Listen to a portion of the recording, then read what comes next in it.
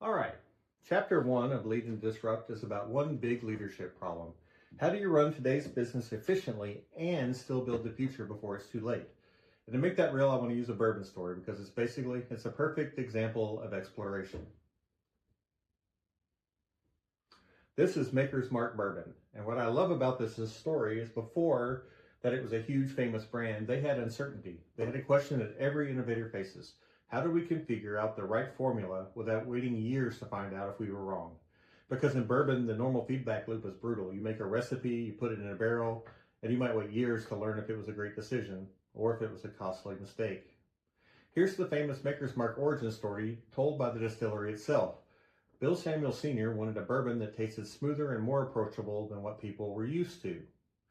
But instead of running years-long experiments by aging every recipe and putting it in a barrel and letting it wait, he and his family tested different mash bills in a faster way by baking bread with different grain combinations. Now, bread isn't bourbon. It doesn't replicate bourbon aging, but it does let you compare grain profiles very quickly, what the sweetness is, the harshness, and the balance, all without waiting.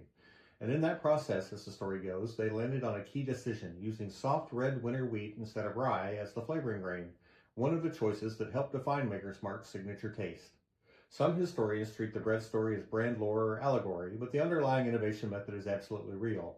Shorten the learning loop with a proxy test. Now, a quick question. What made the bread test a smart exploration move? The Chapter 1 connection, Lead and Disrupt says organizations must balance exploitation and exploration. Exploitation is what big organizations do best. They optimize, they scale, they standardize, they reduce variation. Exploration is different. Experiment, learn, iterate, and accept uncertainty. Maker's Mark, before it was the big brand, was in exploration mode. They weren't optimizing a proving recipe, they were discovering what the recipe should be. Chapter 1 calls the leadership requirement here ambidexterity, the ability to do both jobs at once. Because once Maker's Mark discovered a winning direction, the next job wasn't creativity, it was discipline. Consistent production, quality, scaling, and brand execution. That's ambidexterity. Create space for exploration without losing the excellence of exploitation. Where do you see that tension in organizations today, especially very large ones? Chapter 1 also points out to dynamic capabilities, sensing, sizing, reconfiguring. Maker's Mark sensed an opportunity. People wanted a different drinking experience. They seized it by testing multiple recipes very quickly, and then they reconfigured around what they learned, committing to that new mash bill direction and building the brand around it. This is exactly what Chapter 1 argues leaders must do.